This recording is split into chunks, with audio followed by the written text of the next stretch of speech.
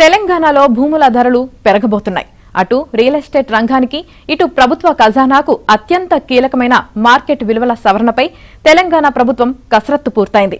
ప్రభుత్వం ఏర్పాటు చేసిన ప్రత్యేక కమిటీలు అధ్యయనాన్ని విజయవంతంగా ముగించాయి. కేబినెట్లో చర్చించి ప్రభుత్వం దీనిపై త్వరలో నిర్ణయం తీసుకోనుంది. ఇక అన్ని శాఖల ఆదాయ పెంపుపై సర్కార్ ఫోకస్ పెట్టింది.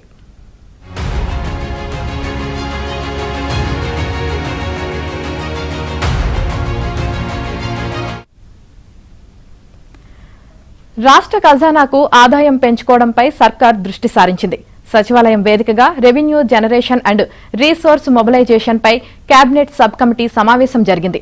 ఈ హై లెవెల్ మీటింగ్ భవిష్యత్ ఆర్థిక వ్యూహాలకు దిక్సూచిగా నిలిచింది. డిప్యూటీ సీఎం భట్టి విక్రమార్క నేతృత్వంలో జరిగిన ఈ భేటీలో మంత్రులు ఉత్తమ్ కుమార్ రెడ్డి, జూపల్లి కృష్ణారావు పాల్గొన్నారు. రాష్ట్ర ఆదాయ వనరుల పెంపుపై చర్చించారు. అన్ని శాఖలు ఆదాయ పెంపు కోసం ప్రణాళికను సిద్ధం చేసుకోవాలని ఆదేశించారు.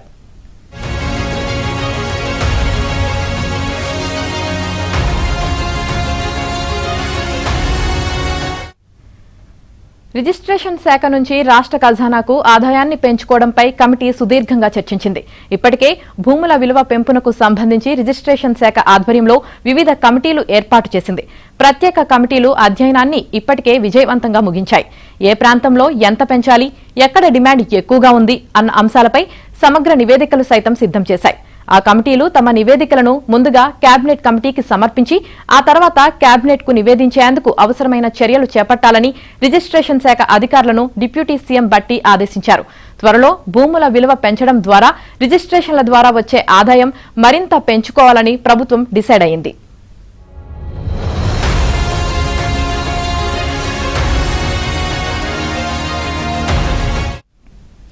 ఇక రాష్ట్ర ఆదాయం పెంచుకోవడంలో టెక్నాలజీ వినియోగంపై కూడా సబ్ కమిటీ చర్చించింది.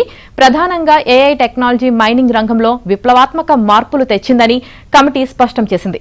గతంలో ఇసుక, క్రషర్ మైనింగ్ లో జరిగిన అక్రమ రవాణాకు, ఓవర్ లోడింగ్ కు ఏఐ నిఘా ద్వారా బ్రేక్ పడింది. దీనివల్ల ప్రభుత్వానికి రావాల్సిన ప్రతి పైసా ఖజానాకు చేరుతోంది. కేవలం సాంకేతికతను నమ్ముకోవడమే కాకుండా అధికారులు గ్రౌండ్ లెవెల్లో నిరంతరం సమీక్షలు చేయడం వల్లే ఇది సాధ్యమైందని సబ్ కమిటీ వెల్లడించింది.